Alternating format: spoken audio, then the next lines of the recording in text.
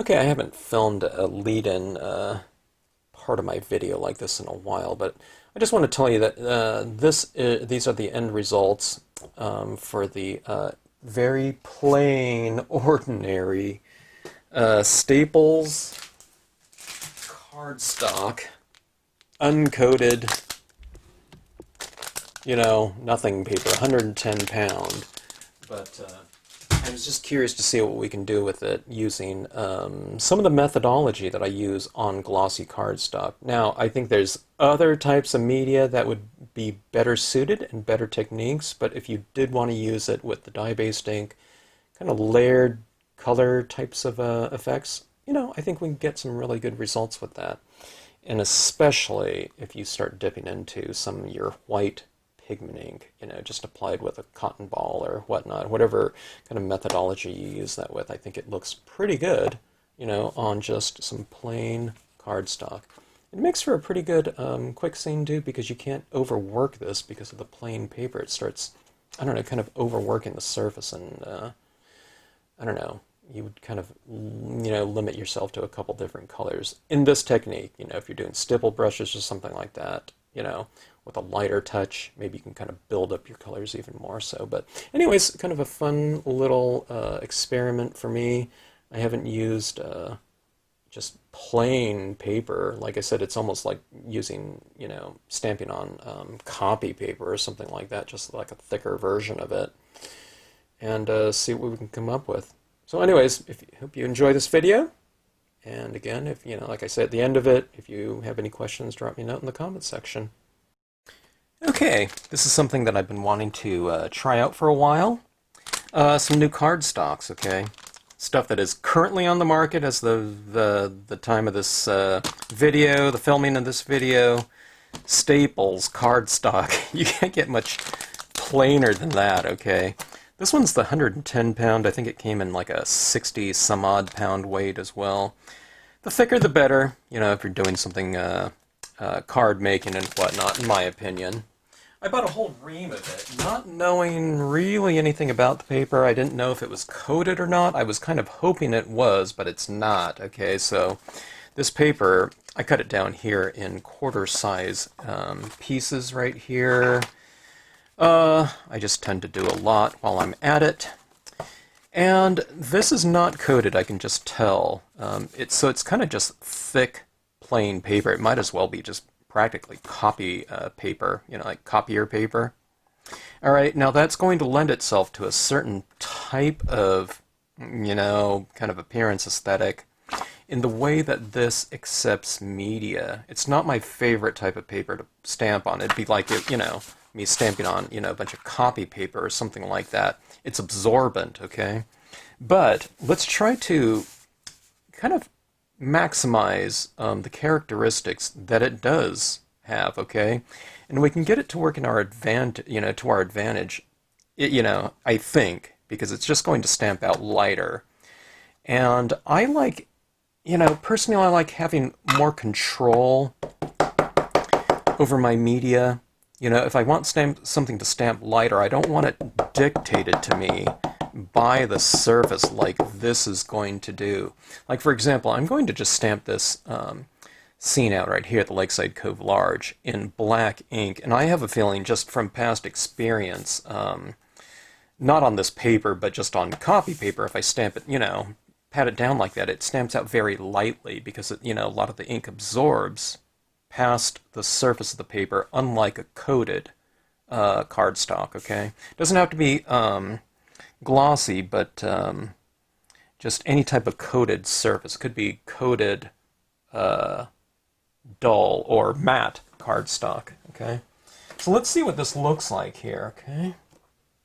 I'm just using dye-based ink, and this one happens to be a Marvy ink, so Marvy inks are a little bit thinner, they soak into the paper, but it's about as black as most dye-based inks get. Okay, getting good pressure on this. I mean, the paper is fairly smooth, but there could be a little bit of texturing to it. I mean, in comparison to like a glossy cardstock or just a coated, even dull or matte cardstock, okay? It just accepts ink differently than coated stocks. Okay, now, see, that is a very light impression, you know, from black, okay? Okay, this isn't of the same scene, but you can just tell how much blacker this one is right here than this, okay? This one's glossy cardstock, and of course just plain paper. All right, you know, I mean, it doesn't look bad, but it's more of, I don't know, what would you say, like it looks to me like I don't know, an 80% gray, maybe 75, you know. It's something like that, you know. Where if you stamp it out on black, I mean, on a coated cardstock, it would probably be more in the line of like a 95% black. Okay, now let's use the pigment ink here. Okay, this is a VersaFine Onyx Black. Okay, it's an oil-based pigment ink. So pigment inks, they sit on the surface of the paper more than dye-based ink. Dye-based inks work by staining whatever you're applying them to. Pigment inks are surface-oriented, but I have to imagine that on a paper like this that's uncoated, there is going to be a certain degree of absorption taking place with that oil-based medium. Now, I'll only be able to tell, as far as this video goes, what it looks like, you know, during this process and when I finish. Sometimes when these things sit around for a while, you know, certain types of media can change, especially when it comes to pigment inks. Okay, so a lot darker there, right?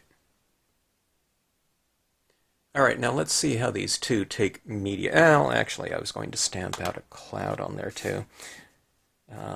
Let's see, let's go with, I was going to go with some background trees here, but this one is so light, I would have to stamp this really super light, or should we? And let's just go with the cloud. Let's keep this really simple here.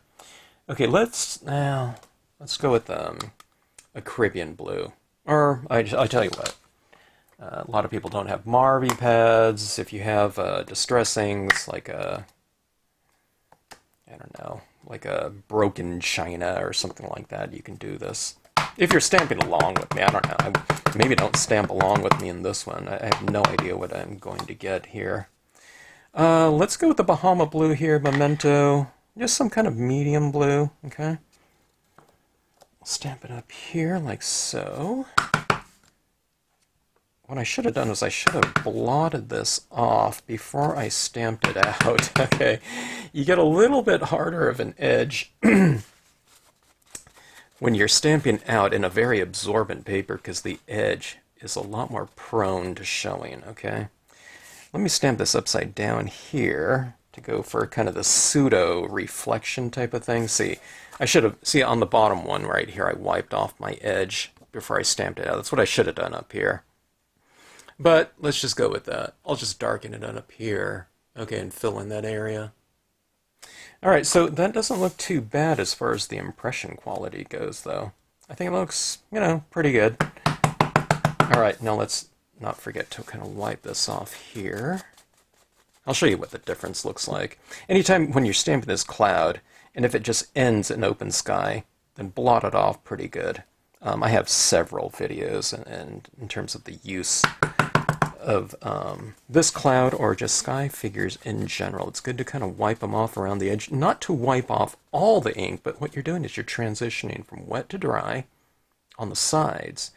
So on the sides it goes from, you know, kind of a darker impression to a lighter impression. So if you're blending light into light like that, you get this nice, you know, kind of seamless transition from one impression to the next, because the light sides are merging in with one another. Get it? Kind of the diffusion happens.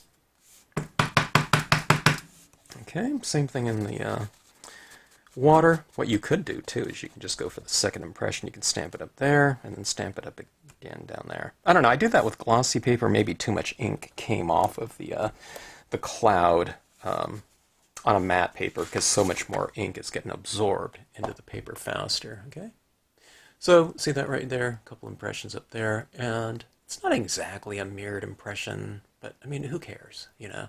So I just stamp it upside down like that. Up here like this, down here like this. Sometimes if you're doing a sunset or something like that and you want a kind of a clear area up there, then you put a couple impressions of the clouds up here so the clouds would be bottom lit. And then have nothing down here, you know, just have a couple clouds up here. Anyways, that's a video for the cloud stamp. Let's get moving along here. Okay, let's take a look and see what these look like right here. Way too dark up here, but that's, you know, I'm just testing inks here. Okay, let's see how these pieces of paper, I don't look forward to this part of it, but, you know, definitely part of the process. Let's go with an old kitchen sponge here. You can go with like a paper towel too. I'll do them both on here so you can see what you can do. This would be a good example of, you know, just if you're kind of short on media wherever you are, could be in different parts of the world, different parts of the country, you don't have access to, easy access to, you know, like coated cardstocks and whatever different types of applicators. We're just using thick paper here basically.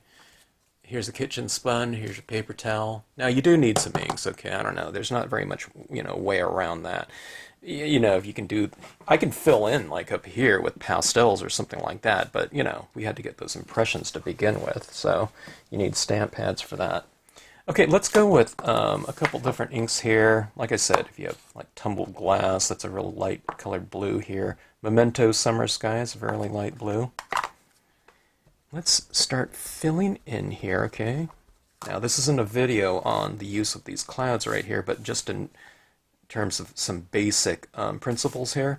If we want something to remain nice and light in a scene, then don't color them out, okay? This whole area up here is sky, right? But it doesn't mean, okay, the sky is blue, I'm just going to fill this all in. We want those clouds to stand out, okay? So what we're going to do is we're going to take some ink. Now this ink is going to be really, the paper is going to be really absorbent here, so let's see if I can get some good coverage here. Let me get a little bit more water in this completely dried up, gross looking sponge here. This is an old kitchen sponge. It was like I was ready to toss out. Okay, get a good amount of ink on there too, okay? Now I did, you know, I put some water in here, so it's going to be a diluted version of that ink. But, I don't know, maybe it makes it, you know, spread around easier. Look at this coverage that I get with it, you know. We filled in this whole area of the sky pretty fast. Come into your cloud a little bit. You don't want this hard edge right there, just, you know, where the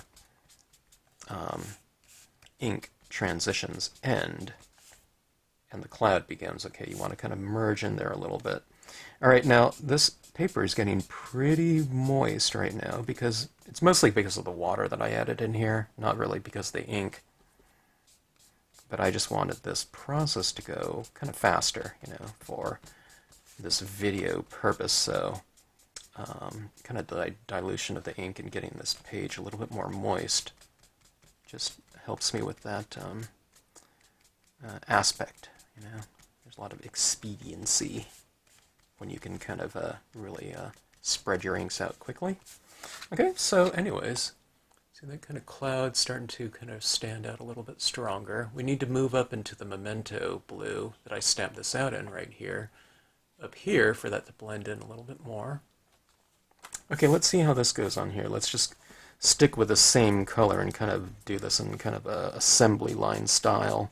We'll stick with the same colors. What I'm looking at for now right here is on this paper with the pigment ink. If I stamp this pigment ink impression on glossy cardstock, I cannot go over it like this and just color in, okay? The ink is going to be smearing. It'll take a long time to dry. Even after it dried, I don't know if I could go in and just add color right over it, but because of the absorbent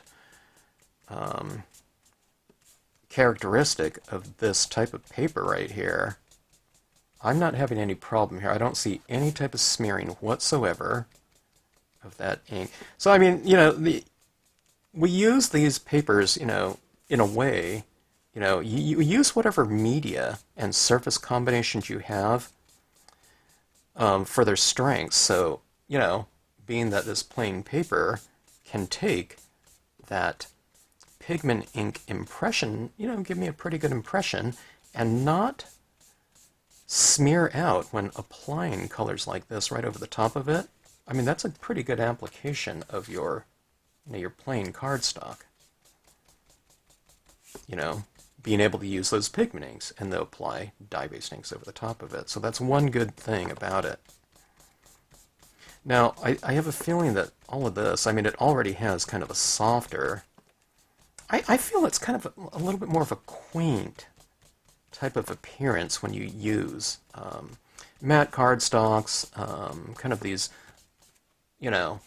more absorbent types of papers. I see it done. I haven't seen it done for a while, like I was mentioning in an email mailing list, Stampscapes news type of thing. I mentioned I used to see a lot more mail art where people are stamping on envelopes, and a lot of envelopes, of course, are just plain paper. So you saw that kind of those different types of looks. I used to see people stamp a lot more on papers like linen. Now I only see one person doing that. On the Facebook group, she stamps on all kinds of textured papers, and it looks awesome.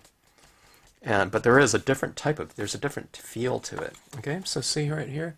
See, I'm keeping those clouds nice and light by bringing a little bit of color into them to blend them in, but not toning them all out.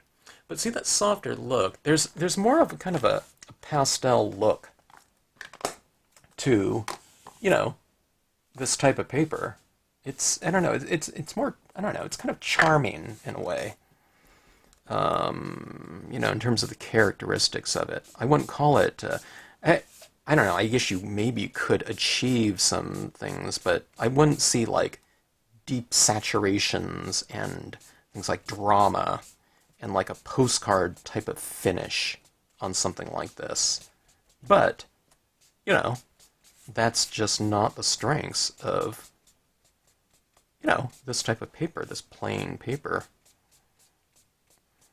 That all being said, there's something to be said for easily accessible media. And just in terms of how you use it, it's a really good exercise in terms of the maximization of the characteristics that something has, and not trying to kind of force it into something that it's just not really capable of, or it's just not its strengths. We want to maximize its strengths here, okay? So see, this right here, it's looking very, very textural. Can you see all that texture right there? From the use of that? I don't think this looks great, though, but I think we can really boost up the capabilities of it and some of the strengths with the use of some white pigment ink, okay? This is a perfect surface, I think, it will be, with white pigment ink. The reason why is white pigment ink is it's a matte finish. It's flat, when you apply that on there. So when I apply it on glossy, I think it looks great. But it's kind of more matched to a matte surface, Okay, see this right here? The darker you take your area out here, the lighter lights are going to seem. So this pigment ink impression is looking pretty good on here. I'm kind of surprised because my sponge here is a little bit more moist than what something would be.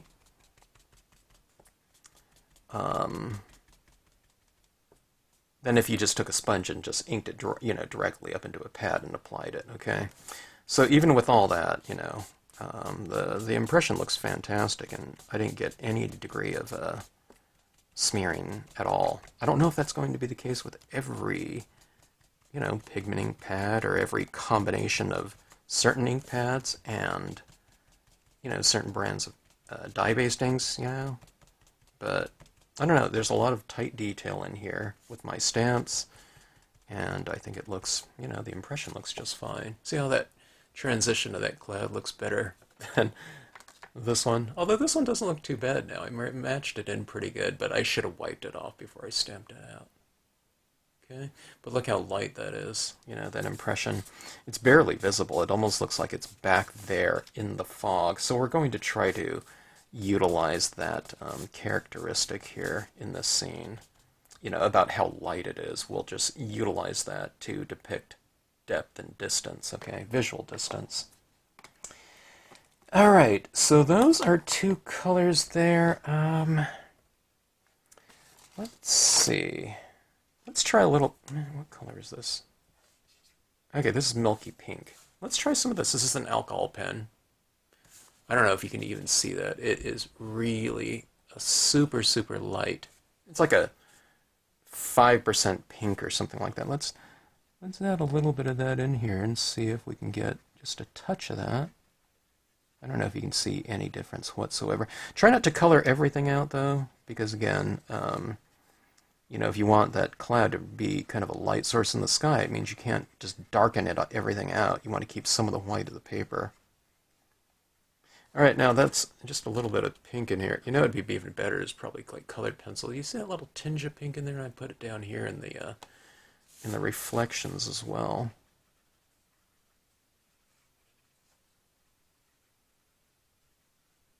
This is what you call it's called like scumbling if you were doing it with a paintbrush, you know, and like oil painting or something. It's kind of just, you know, I'm doing this type of thing, you know, or just coloring here and there. I have a video called Color Glows and How to Achieve Them. It's when you take analogous colors, that's colors that are next to each other on the color wheel. And if you add those in or layer them over one another, like blues and pinks, you know, they kind of form violet, blues and greens, reds and oranges, you know, so on and so forth.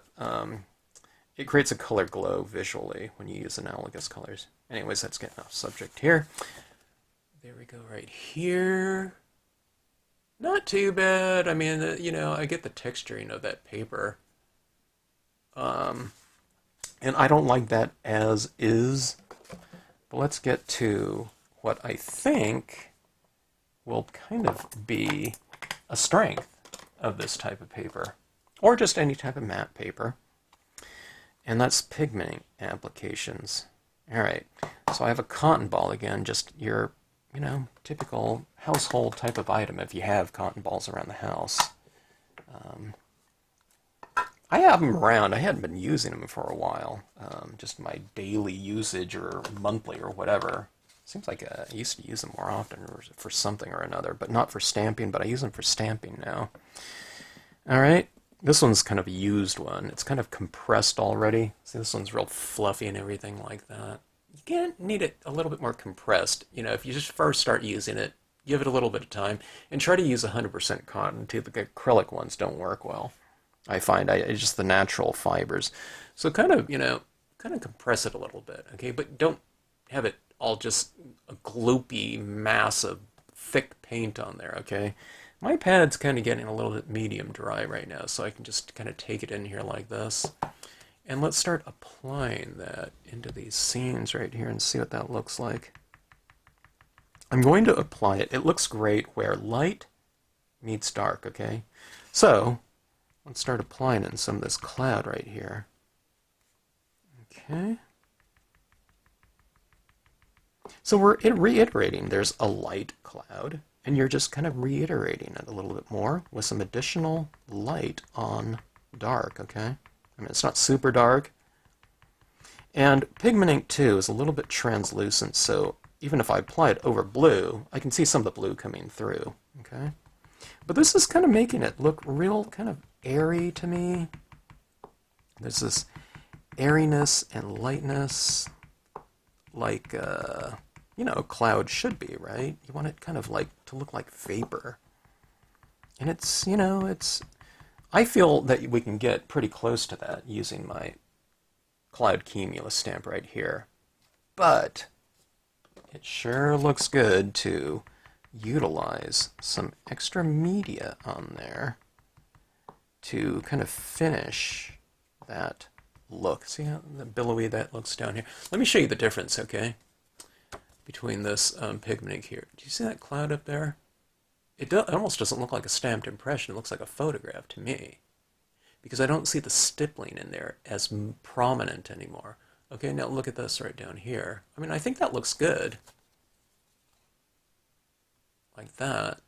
I mean, here's kind of closer up. Let me see how close I can get in here. See that right there? Look at this one. Okay, see, it's a little bit more airy. Okay, let's apply some ink.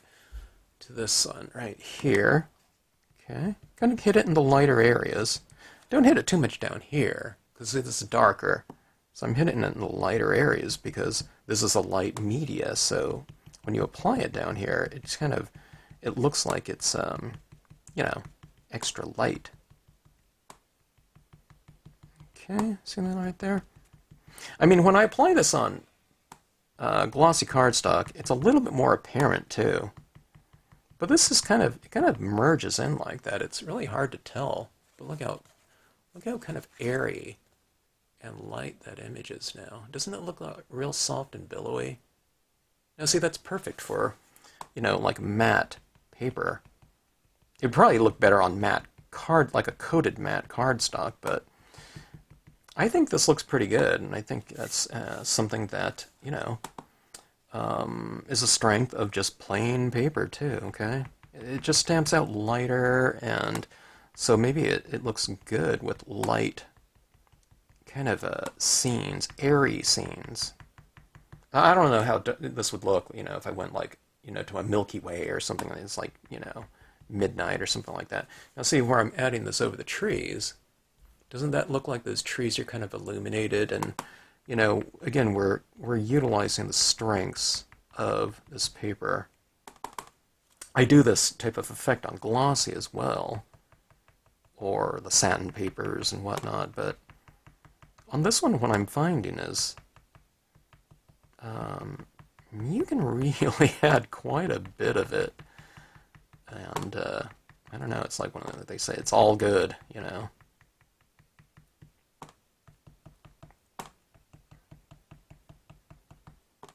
Okay, look at that glow down there. Okay. Let's see if I can add quite a bit. Let's see if I can add quite a bit up here too. And see, I can just kind of blend it out. I'm not just going like this forever. I kind of tap it down a little bit, and then I kind of blend it out a little bit like that to kind of taper out that glow. But look at that. See that glow that's kind of happening right there? Alright, so I think that looks pretty good. And,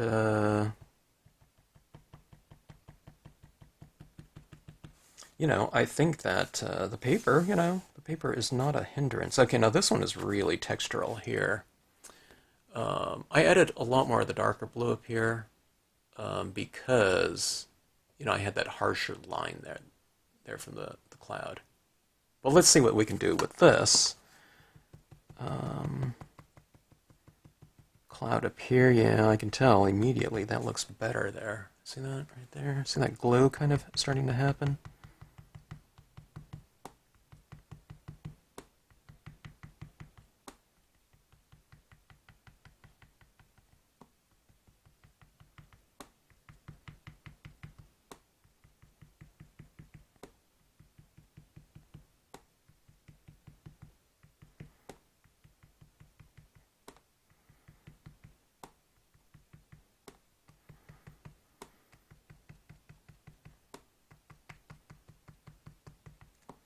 Okay, now this is very light back in here. Let's really kind of double down on that aspect of this dye-based ink impression. Okay, how light it is. Okay, so it's like put this whole thing. It already kind of looks like it's in a bank of fog. So let's just reiterate that.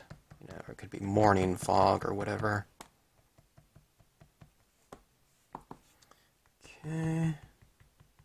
Boy, I'm really slathering that pigment ink down here. Something that I don't do on glossy cardstock because it's just not absorbing the ink like this surface is right here. But I think that looks pretty good right there. I'll show you a closer up version, or closer up view of it. Okay, see that kind of glowing? And I'm putting this down here in the water. See that kind of sharper impression of it. I think that looks good too, but let's match it to the sky a little bit more.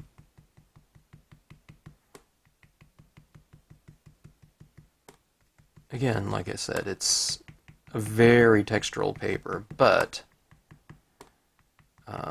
I don't know. I'm not maximizing it either. I don't think, I say that, but I'm just saying my attempt. What I should really say is my attempt to maximize it. I really need to play around with this a little bit more, or a lot more, to kind of figure it out. I'm not going to wire and get this, this new surface wired and really figure out, its true capabilities with just, my first, scene on it. I don't know if I've, actually, I don't know if I've ever stamped on just plain paper like this, a scene. I've done a matte cardstock before, but I don't know, it seems like I've always used like a Chrome Coat or King James or the Appleton paper. They're all clay coated.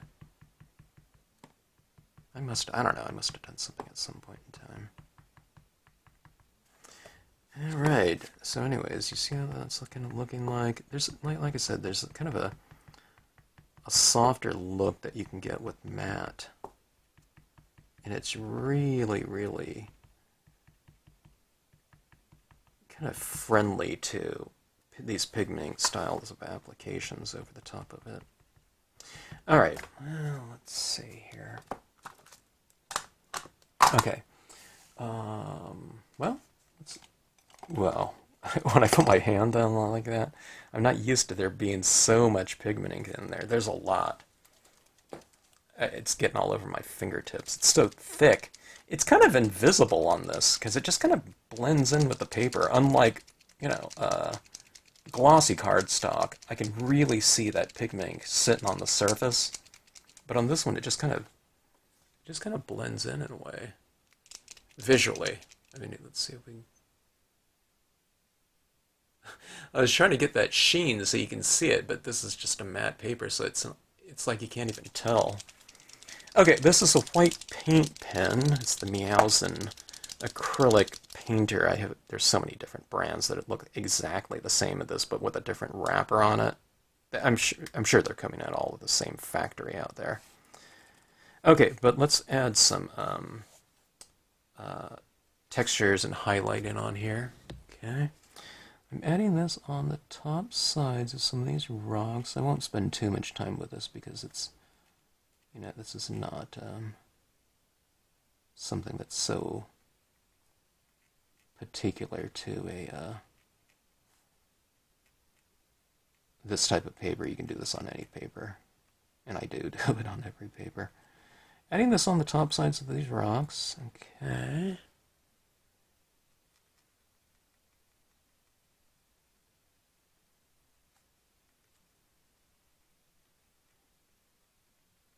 Okay, see how does the rocks look a little bit more dimensional to you by having that kind of highlighting on top of them? It's fairly subtle because the scene is not dark in there. In fact, I mean, if I wanted to, I could take some alcohol pens and, tone a little at the base of these rocks to add a little bit more shadow, but on this one I'm just adding some highlights. The little specular light in your water, that's those little shimmering little, specks of light. I have some striations in that water in the shadows over here, and I'm just going to reiterate it with some little dots. You can put some highlights on tops of the clouds if you want to, or whatnot. Let's do it on this one right here, too. This one got a little bit darker on my rocks. I don't know, when you do these scenes, not everyone comes out exactly the same. Sometimes you get a little bit darker on some lighter, even if I'm doing the exact same scene.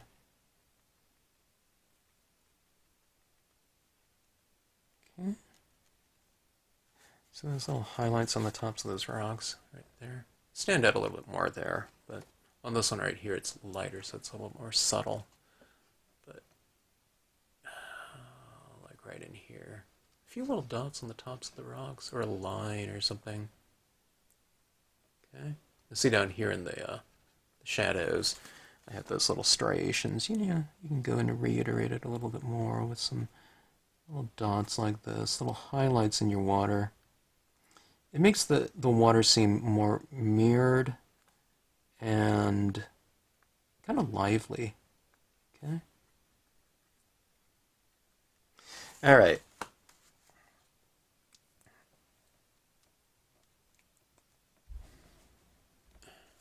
Now I won't look at those, and a lot of times it's missing kind of this wow factor that you can get from kind of coated papers, and achieving kind of deeper saturations and whatnot.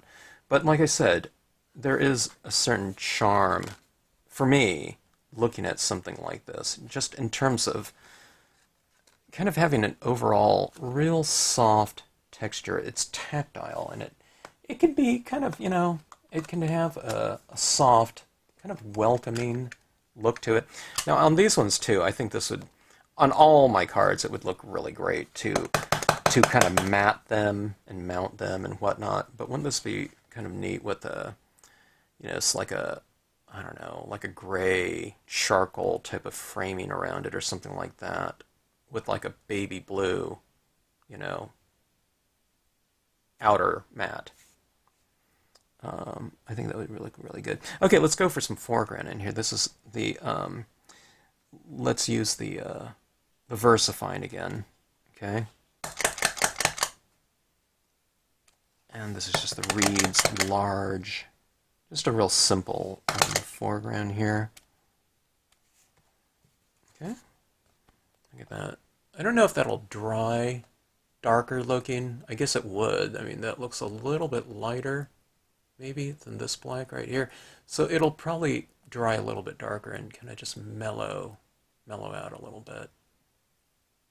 But I think that looks pretty good. Now let's do something here now too. On this one, I don't think a dye-based impression of these reeds is going to look good, okay? I mean, it can look okay, but let's utilize that dye-based impression in there and how light it looks, and let's really push depth, okay, by using the VersaFine black here in the foreground. So, in theory, right, these ones should stamp darker, and that black in there will stamp lighter looking, okay? So you can really push depth. So, see, instead of that being kind of a weakness of the surface, I feel that you can turn it into a strength. See, look at that depth in there. The depth in here is pretty good too, but the depth in here is more extreme. Okay, now let's just, like I said, it's just, we keep kind of like, I don't know, I don't want to keep saying that, but double downing on this, okay? So let me go for an overhang. Let's go with the oak branch here, okay? And let's create an overhang in here, and I think by doing so, we're just adding extra depth, an element of extra depth, to really showcase, what this paper's, I don't know, strengths can be, or just so it's kind of it's negating some of the weaknesses. You can see it like that too. Okay, so this is real textural up here, right? That paper, and I don't like some of that texture unless it's kind of like a cool texture, like of a linen paper where. That's really a strong aspect of the paper. I don't want just some kind of real splotchy look as just a residual inherent effect, okay? Now, there might be a way to utilize that kind of in a stronger way than I have in these, initial test prints, and I'll have to think about ways to do that. Maybe with some colored pencils or something like that where, I can use some colored pencil types of touches down here and make things a little bit more textural, just inherently textural. Or I can do some things with some other kind of cloud types of effects, maybe. But just covering it up like that, with this oak branch here, that type of look up there from all the absorption and texture from the plain paper, you just don't see it, you just cover it up. Okay, so anyways, that is that one. Let's do the same thing up here. I have a lot of open space up here too, you know, and this was a real simple compositions, just really based around the Lakeside Cove and the cloud cumulus there. This is kind of my go-to, you know, my go-to scene is the Lakeside Cove and the Oak Branch and, you know, that kind of cloud out there. When I'm testing new media and combinations, just because I'm so familiar with this combination of stamps here. Is this the one that I use? I think this is the one that I used for the Mood and Media series, where I've just done tons of the same exact composition, but I'm utilizing different media and different techniques and different color schemes and etc. You know, because it can, you know, we can easily compare against each other.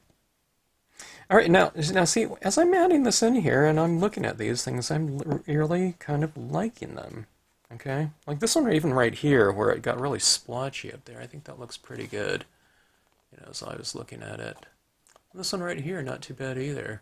You know, plain paper, but we're just not forcing certain things. Now, see, on these ones right here, with that second coating of ink in there, I felt that, especially because you know, my sponge was really moist. This is starting to actually buckle a little bit. You know, I just have to bend it back and whatnot, and it'll flatten right out. But I felt that on this one right here, I couldn't go for, let's say, a third and fourth layer of color. It just, you know, the pulp of the paper, I don't know if it soaked through. Well, it didn't soak through. This is fairly thick paper, but I don't feel that this could have taken much more. You know, like a third and fourth layer. Maybe if I allowed it to dry and set up, but I think, you know, I don't know, I just had the feeling that the surface of the paper was starting to take a little bit of a beating too, so just keeping it at a couple different colors like that. In terms of like a dye-based ink, I mean, I could put, you know, as much pigment ink, white pigment ink as I want on here, because it's not going to absorb into the surface. It's more, you know, surface oriented, so that was fine. Okay, but anyways, the dye-based ink impression is the main stamp, and the pigment ink impression right here. I mean, they look real similar, of course, but there is a certain different type of kind of emotional characteristic, a tweak of it, you might say, with this one right here, just because it looks like, you know, that Lakeside Cove looks so much farther back in the distance. You know, like even if, let's say this is one whole scene, you know, and it was going like this, wouldn't this one look closer to you than that one? It looks like this cove right here. This one looks like it bends around in the background, that goes back in the distance, you know, to me. Just because you get more of that fog and atmosphere in front of those ones, so.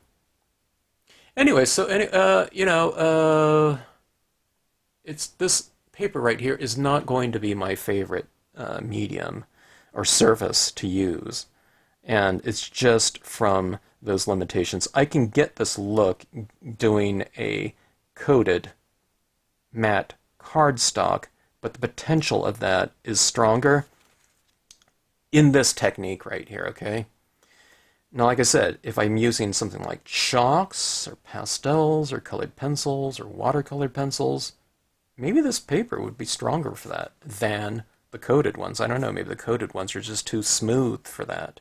Where this surface right here, I think, would be very accepting of, you know, like those said, dry media, dry types of media, like those ones, Conte crayons, charcoal, you know, etc., etc. So maybe I need to try that too. You know what I think would be kind of interesting is to stamp this, you know, same composition out. And maybe I wouldn't do the cloud back there, but I think charcoals, I've never used charcoals on... I've used Conte crayons before, but I don't think I've ever used charcoals kind of in the background or something like that. And that would be perfect for just plain paper that has a little bit of tooth to it. So maybe I'll try that. Maybe I'll do a mood and media or something like that. And that one's just, you know, kind of on a horizontal like that. But we'll try some different things right here. And like I said, it's just, there's something to be said about, you know, media that everyone has access to wherever you are in the world. And, even if you, I don't know, don't have certain things, you probably have some kind of like sponge or paper towel, to apply those inks and whatnot like that. All right, so anyways, we'll see how these ones go. Let me see. Let me change the exposure here. Okay, just change my exposure, my camera here. So these things are a little bit probably darker than what they look like before I did that. But anyways, there's the end results right there. Okay? Plain, boring cardstock, And like I said, it's just basically like, it's almost like thick, cheap copy paper and whatnot. So, okay, thanks for watching. If you have any questions, drop me a note in the comments section. I don't know much about this paper, because like I said, this is the first scenes that I've ever done with it. So, maybe if you have some comments, about utilizing these different types of papers, maybe you can lend in, chime in and let us know what to do, for the viewers of this video. So anyways, thanks again for watching.